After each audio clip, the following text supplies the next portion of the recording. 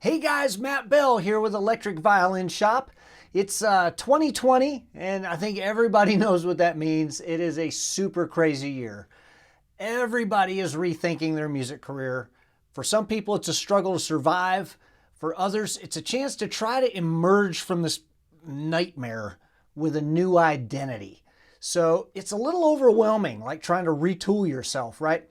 So when you're making big changes, intentionality is the key. The more intentional you are about making these big changes, the better chance you have for success. So let's think about, if we're going to have a new project, let's start going through the steps and logically decide, okay, how are we going to do this so that we've got the best chance for having a successful new project, okay? So one of the first things we want to think about, what is the goal of this new project? Is this for my artistic fulfillment, or is this for money? Ideally, it's both, right? But at some point, push is going to come to shove. You're going to have to make some decisions. Am I playing what I want to play, or am I playing what my client wants to hear? So, ideally, again, it's going to be the same. The music that you want to play is the music that the client wants to hear. But sometimes, if you're putting together, say, a strolling violinist thing, that may not really be your cup of tea. Maybe this project that you're putting together is the one that makes the money, that pays the rent, so that you can go do your artistic fulfillment project. So you've got to know ahead of time, is this an artistic fulfillment project, or is this a money project? Because at some point, I'm going to be forced to decide. And if I know ahead of time, then it sort of answers the question for me, okay? What is the vision for this product? We want to define it. So write it down. Write down an elevator pitch where you can describe what you want to be known for in one sentence. Write another one that's maybe a paragraph long, and write another one that's maybe a page long. So the first one, I'll give you an example of like what mine might be. A high energy solo rock electric violin player with tracks performing for corporate and private events, either as a featured performer or as background music during a social gathering. That would be an elevator pitch. So, and the way that comes from, you get in an elevator with somebody and they go, hey, what do you do? And if you're trying to pitch to them, hey, this is why you should hire, you get in the elevator with a CEO of some big company and you're like, hey, guys having any corporate events? You need some entertainment? I'm your guy. So you want to have a pitch where you can describe what it is that you do in 20 seconds. And then maybe have something a little longer that fleshes out some of the details. But sit down and write this. If you plan it ahead of time and you sit there and you're writing out, what is my plan, what is my vision, that's going to help you define what exactly this project is. And sometimes more importantly, what it's not. You can find yourself chasing a lot of things just to go, I don't think I really want, that's not really reaching the goal that I want to have for this project. So define your project both in short and long terms, and make sure you really have your mind wrapped around, what is this that I'm doing? Another question you want to ask yourself, is this a solo venture or is this a group? If this is, for like my solo project, okay, it's a solo project. I'm involved in a number of duos, collaborations, and in those situations, we got to go, okay, this is a group, so let's work out division of labor. Okay, who's going to do the writing? Who's going to do the marketing? Who's going to do the booking? Who's going to, who owns this thing? When money comes in, where does that money go? Is this 60-40? Is it 80-20? Is it 50-50? What is this? When we break up, what happens to the name of this group? Say we're a duo, and if we decide, hey, this really isn't working out, and that duo, that name is still receiving bookings, which one of us has rights to that name? These are all things that you want to work out ahead of time while you still like each other, because you know what groups do? They break up. Unless you're the Rolling Stones, and you're not, then the group's going to break up. At some point, all good things come to an end. So You got to, who's going to have the client list? Who's going to have the contacts? Let's work all this out so we know this ahead of time so that there's no fights about this. You're still going to fight about it later on, but at least you can come back to it and go, you know, we did agree to this. So work all that stuff out ahead of time. What is your target market? Okay, are we trying to play conventions? Are we playing weddings? Are we playing bars? Are we playing festivals, house concerts, street fairs, ticketed events, schools, all of the above? What is our target market? Let's get that down on paper so we can figure out where am I trying to book this thing and does this make sense? Okay, if I've got a three-piece kind of punk ska band and I'm like, yeah, we're going to try to play some churches. I mean, maybe there's a market for that, maybe there's not, but you've got to make sure that your product and your market, that they line up, that they make sense, okay? And make sure that you know who is it that we're going after, especially if this is a money gig. If you're saying, listen, you know, I want to do, I want to make money, okay? You know why they rob banks? That's where the money's at. So you've got to decide who is my target market and how do I sculpt my product so that it meets what it is that this target market is looking for, okay? Next question, do I have access to this target market? I have friends that play in some relatively, we'll say, insular religious communities, that they're very tied into those religious communities. If you're not already a member of that community, what it is about you that you think is going to make them want to hire you? If this is a relatively closed group, if this, you know, we got a bunch of, I don't know, say it's a bunch of real estate. We're trying to bust into the real estate luncheon market. Do you know any realtors? Do you have access to these people? Or do you need a booking agent? And booking agents often have access to people that you don't have access to. That's why you pay them. Okay, so a booking agent, you go, wow, they sure make a lot of money for sitting home. Yeah, because and when you're making 80% of something, that's better than 100% of nothing. So if you already have access to that market, if your mom's a realtor and you're trying to get into the realtor luncheon market, well, maybe you don't need a booking agent and you'd be paying somebody 20% to do things that you could do yourself. If you don't know any realtors, might want to hire a booking agent, okay? Just things to think about. Okay, it seems kind of late to be getting into this, almost 8 minutes. Hey, do you have a product? Let's market a product. Do you have a product? What is your product? Is it a live performance? Is it video? Is it streaming? Is it recorded music? Is it some sort of multi-sensory experience? I actually have a couple of friends that are doing a thing where it is a true multi-sensory experience. It's live music in a room that they have decorated with food that has been prepared to match what's been written for the music. So the music, the food, the ambiance, the smells, the sounds, everything, it's this full multi-sensory experience.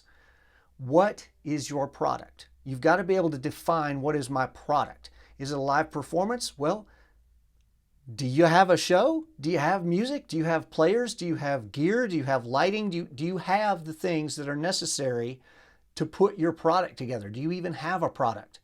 Or what is my product going to be if I'm planning this? Am I going to do, I'm going to be on Patreon and I'm going to count on video content that's going to be my product. Is this video content that's behind a paywall that people are going to pay for to get this content? Okay, is it recorded music? Am I going on Spotify, iTunes, Google Play? What is my product? So make sure that I can define exactly what it is that I'm going to be selling. Do you have competition? This is not always a bad thing. So sometimes there's local competition, and maybe there's somebody who's doing something similar to you, but they're not in your market. I've got friends all over the world who do sort of what I do, playing rock violin. There's not any in Raleigh. So are they local competition to me? Certainly not local competition. If we're maybe going for some of the global gigs, I'm trying to land a trade show. Remember when we used to have trade shows? If I'm trying to land a trade show gig in Beijing. Well, I'm going to be competing globally for people, so I have to know who's out there. But then I also have to know what is it that differentiates me from them. You know, if you're going to hire that person, or you're trying to decide if you're going to hire that person, if you're going to hire me, I've got to know what it is that differentiates me from that person.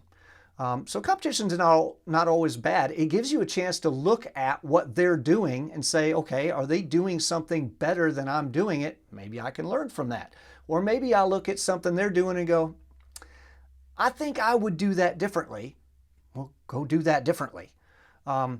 There's also the deal of precedent versus competition. Like if you're going to be a dancing violinist, well, that's kind of been done by Lindsey Stirling and others. So just because she is doing that thing doesn't mean you're competing with her, because you're not competing with her. So you can look at precedent and go, well, I'm going to be a dancing violinist, but I'm going to do it differently than Lindsey Stirling. So the fact that competition doesn't necessarily mean this is a person who I'm fighting with for gigs, but is there somebody who does something, at least to some extent, what you're doing? Do some research on them. Honestly, in the world of social media, reach out to them. If this is a person who's not going to be doing what you're doing, it's just something similar like you've seen maybe on YouTube, that there's this guy doing these driveway concerts. And you can reach out to him and go, hey man, I see that you're doing driveway concerts in your town. I'd like to do driveway concerts in my town. Is there a way that you could maybe teach me some of the things that you've learned? And if it means that I got to pay you for an hour-long Skype conversation, I'm willing to pay you $100 to sit here for an hour and tell me, maybe what you've learned. Maybe that works out great for both of you.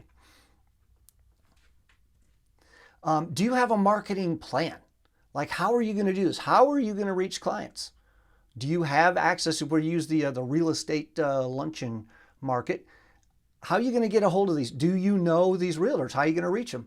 When you call them up, hey, Mr. Realtor, I'm Matt Bell. I'd love to play at your next luncheon.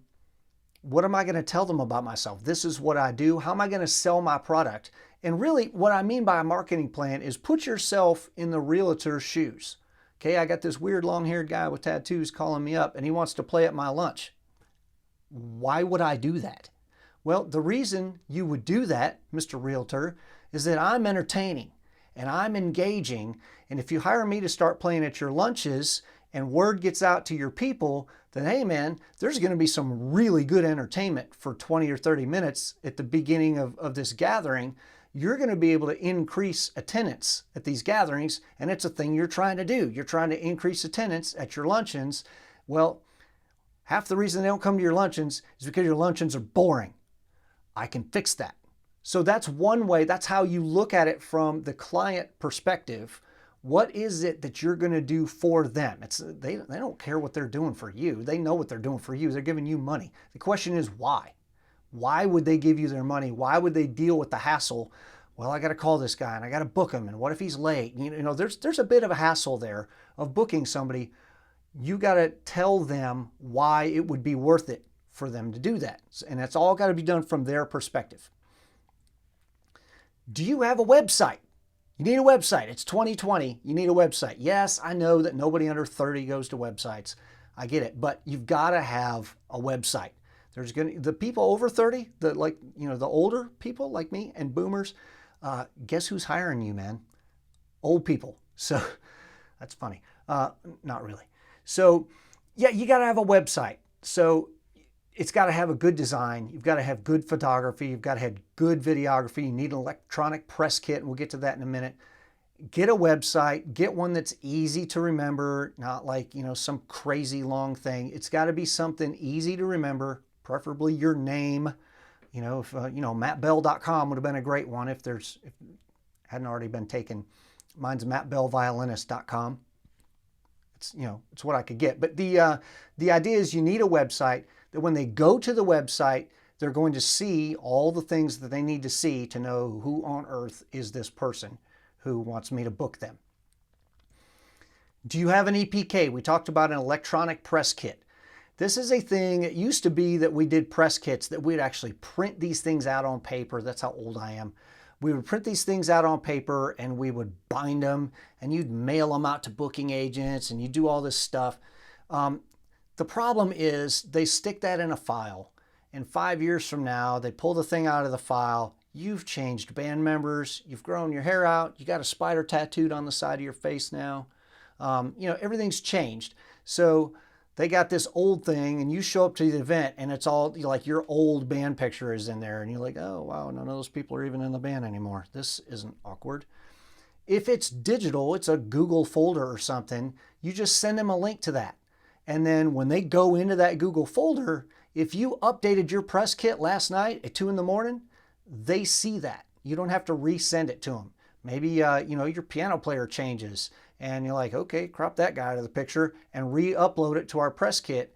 When you show up to the next gig, unless they saved it on their hard drive, you're going to have a up-to-date logo and up-to-date picture. It's going to be up-to-date pull quotes and all that. So what's got to be in your EPK?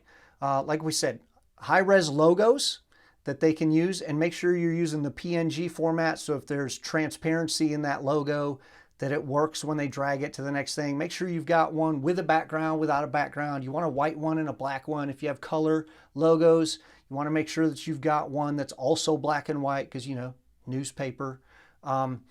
There's just a number of things that you want to have in your EPK, and there's a lot of resources on this. But yeah, logos, photos, a short video. You might get 60 seconds of somebody's attention in 2020 if you're lucky. Have a video that's 60 seconds that is like, this is what I do. And if it means it's got to have 8 different 5-second clips in there or whatever of you doing this thing, that's what you need. That's got to be in your electronic press kit. You need pull quotes. And what I mean by that is just like a short quote that they can put underneath a picture, or they can put a little box if they're writing an article. Maybe it's a review from somebody, most energetic violinist in history. And then you also want to write up some press releases. Who are you? What are you about? What is it that you want people to know about you? If they're going to have for your, the example we're using in the realtor lunch thing, they're going to send out an email to their people with a blurb. Hey, make sure you come to lunch this week because this guy's playing. And they're like, okay, I don't know who that is. Well, you want to have a paragraph that's in there that says, hey, this guy, swings from the ceiling while he's playing and he, bleeds out of his ears and it's amazing and he promises not to get it in your salad. So you want to make sure that all that is written up and it's in your EPK so that people know what they're getting. Okay, here's the hard one. How do you price yourself? You got to know your value and you've got to know your market. So the market is it's 2 things. It's geographical as well as venue and style. If you're doing a 15-minute punk rock performance in a basement in Iowa City, that's going to be priced differently than a 2-hour cocktail set in the Hamptons. So I guess you got to do some research. Try to find out if there are some people in that market that you're working with, because you're probably not tapping a brand new market. It's very, very rare that you're completely bursting into an untapped market. Find out what other people that are more or less doing what you're doing, find out what they're charging. That's not always easy, but sometimes you can find these people and they'll tell you. Maybe you can find a booking agent. If you have a booking agent and you're telling your booking agent what you got, they can help you price yourself. Don't underprice yourself, obviously, because you're going to resent the gig. You're like, God, I can't believe I'm doing this for 20 bucks. It isn't worth 20 bucks to be here. But if you overprice yourself, you're going to be sitting home. So, well, I don't leave the house for less than $10,000 and nobody's ever heard of me. Well, you're going to be sitting at your house a lot. So I will say that if you price yourself at the higher end of the reasonable range, you're going to get more respect and you might ironically get more gigs. Just make sure that you're worth it. Because the thing is, they say, well, here's this guy that's willing to play for 300 bucks. Like, how good can he be? Here's another guy that's playing for 1,000. Well, he's probably better. That's why he's priced more. So now if their budget is 300 bucks, well, then the $1,000 guy missed out on that. But if you don't want to leave your house for $300, if it's not worth it for you to fly halfway across the country for $300, well, at least then you didn't show up to a gig that wasn't worth it. So I will say that if you price yourself on the higher end of the reasonable range, there are some benefits to that apart from just I made a little more money. I will say you better make sure you're worth it. If you're charging 10 grand for a 30-minute performance, you better play your butt off. You better have huge production, lights, video, costumes, makeup, dancers, choreography, and you better be pinning around that stage like a friggin' pinball on crack.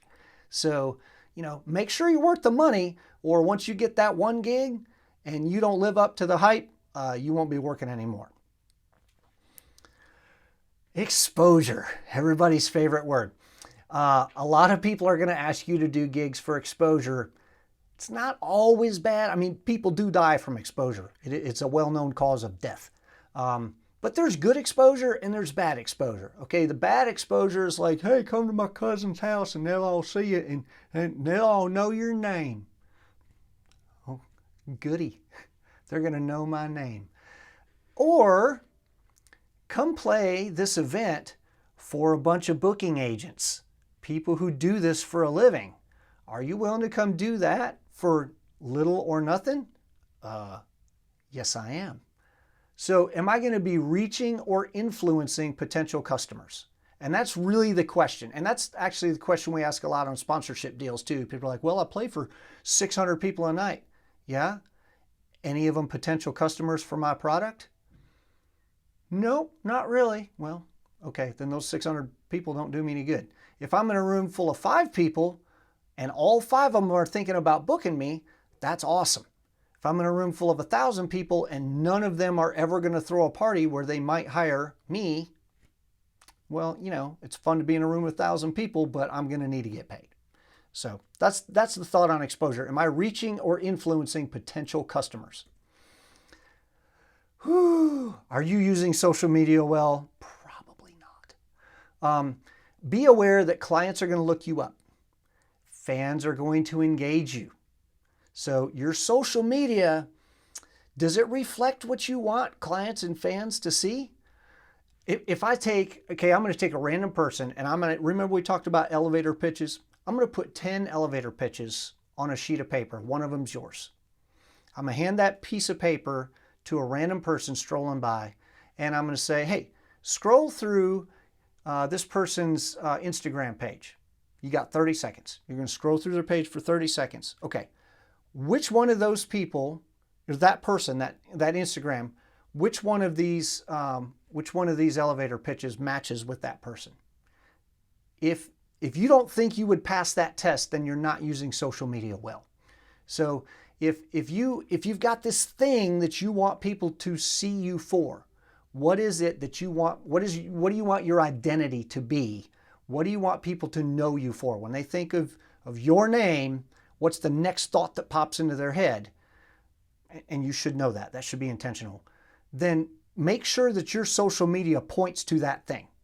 Okay, if you want people to know you as, hey man, I'm a really gregarious guy, I'm fun to hang out with, I'm high energy, we're just, it's just a fun hang. And then you go to my social media and it's like nothing but pictures of socks. Okay, weird dude. Don't know that I would go with a fun hang, okay? So make sure that your social media points to the identity that you want to curate. Are you creating representative content? When we go to your YouTube page, are there like 2 6-year-old videos that are kind of fuzzy and dark that maybe look like they were shot on a Betamax camera? And only some of you are old enough to know what that even is. So do I have content that is, less than 6 months old? Is it representative of what I'm doing? If my new project is going to be a strolling violinist and the only content I've got on my YouTube is like me painting a mural somewhere, it's not helping me. Is it high quality content? Does it look like it was shot with a camera that was made less than 10 years ago?